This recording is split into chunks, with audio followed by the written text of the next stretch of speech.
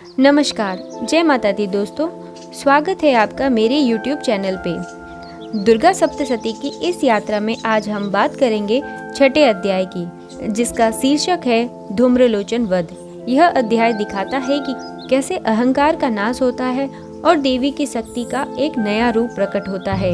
यह सिर्फ एक कहानी नहीं, बल्कि हमारी आंतरिक बुराइयों पर विजय का प्रतीक है।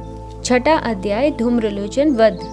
मैं सर्वेश्वरी भैरव के अंग में निवास करने वाली परमोत्कृष्ट पद्मावती देवी का चिंतन करता हूँ। वे नागराज के आसन पर बैठी है। नागों के फणों में सुशोभित होने वाली मणियों का विशाल माला से उनका देहलता उद्भासित हो रही है। सूर्य के समान उनका तेज है। 3 नेत्र उनकी शोभा बढ़ा रहे हैं। वे हाथों में माला, कुंभ, कपाल और कमल लिए हुए हैं तथा उनके मस्तक में अर्धचंद्र का मुकुट सुशोभित है। ऋषि कहते हैं, देवी का यह कथन सुनकर दूत को बड़ा अमर्ष हुआ और उसने दैत्यराज के पास जाकर सब समाचार विस्तार पूर्वक कह सुनाया। दूत के उस वचन को सुनकर दैत्यराज कुपित हो उठा और दैत्य सेनापति धूम्रलोचन से बोला, धूम्रलोचन, तुम शीघ्र अपनी सेना के साथ जाओ और उस दुष्टा के केश पकड़कर घसीटते हुए उसे बलपूर्वक यहाँ ले आओ। उसकी रक्षा करने के लिए यदि कोई दूसरा खड़ा हो तो वह देवता, यक्ष अथवा गंधर्व ही क्यों ना हो, उसे अवश्य मार डालना। ऋषि कहते हैं, शुंभ के इस प्रकार आज्ञा देने पर वह धूम्रलोचन दैत्य 60,000 असुरों की सेना के साथ लेकर वहां से तुरंत चल दिया। वहां पहुंचकर उसने हिमालय में रहने वाली देवी को देखा और ललकार कर कहा, अरे तू शुंभ निशुंभ के पास चल। यदि इस समय प्रसन्नता पूर्वक मेरे स्वामी के समीप नहीं चलेगी तो मैं बलपूर्वक झोटा पकड़कर घसीटते हुए तुझे ले चलूंगा। देवी बोली, तुम्हें दैत्यों के राजा ने भेजा है। तुम स्वयं ही बलवान हो और तुम्हारे साथ विशाल सेना भी है। ऐसी दशा में यदि मुझे बलपूर्वक ले चलोगे तो मैं तुम्हारा क्या कर सकती हूँ।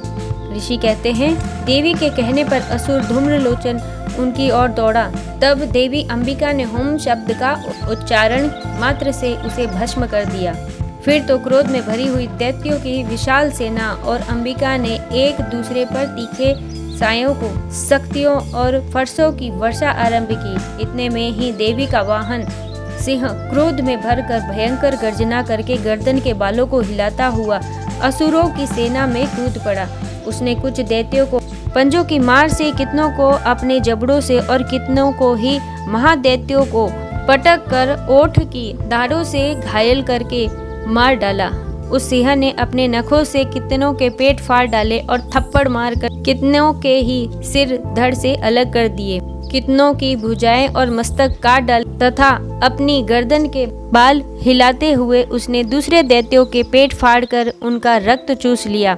अत्यधिक क्रोध में भरे हुए देवी के वाहन उस महाबली सिंह ने क्षण भर में असुरों की सारी सेना का संहार कर डाला। शुंभ ने जब सुना कि देवी ने धूम्रलोचन असुर को मार डाला तथा उसके सिंह ने सारी सेना का सफाया कर डाला, तब उस दैत्य राज्य को बड़ा क्रोध हुआ। उसका होठ कांपने लगा। उसने चंड और मुंड नामक 2 महादैत्यों को आज्ञा दी, हे चंड, हे मुंड, तुम लोग बहुत बड़ी सेना लेकर वहां जाओ। उस देवी के झोंटे पकड़कर अथवा उसे बांधकर शीघ्र यहाँ ले आओ। यदि इस प्रकार उसको लाने में संदेह हो तो युद्ध में सब प्रकार के अस्त्र शस्त्र तथा समस्त आसुरी सेना का प्रयोग करके उसकी हत्या कर डालना। उस दुष्टा को हत्या होने तथा सिंह के भी मारे जाने पर उस अंबिका को बांधकर साथ ले शीघ्र ही लौट आना। इस प्रकार श्री मार्कंडेय पुराण में सर्वाणिक मनंतर की कथा के अंतर्गत देवी महात्म्य में धूम्रलोचन वध नामक छठा अध्याय पूरा हुआ। धूम्रलोचन अहंकार और क्रोध का प्रतीक है। देवी की हुंकार दर्शाता है कि कैसे आत्मशक्ति के एक छोटे से प्रहार से भी बड़े से बड़े अहंकार का नाश हो सकता है। यह हमें सिखाता है कि अपने भीतर के घमंड को नाश करने के लिए किसी बड़े प्रयास की नहीं बल्कि आत्म जागरण की आवश्यकता है। अगले वीडियो में हम देखेंगे 7वें अध्याय चंड मुंड का वध। अगर आपको ये वीडियो पसंद आया हो तो इसे लाइक करें, शेयर करें। ऐसे ही वीडियो के लिए हमारे चैनल को सब्सक्राइब करना ना भूलें और अपनी राय कमेंट बॉक्स में ज़रूर लिखें। तो मिलते हैं अगले वीडियो में, तब तक के लिए जय माता दी।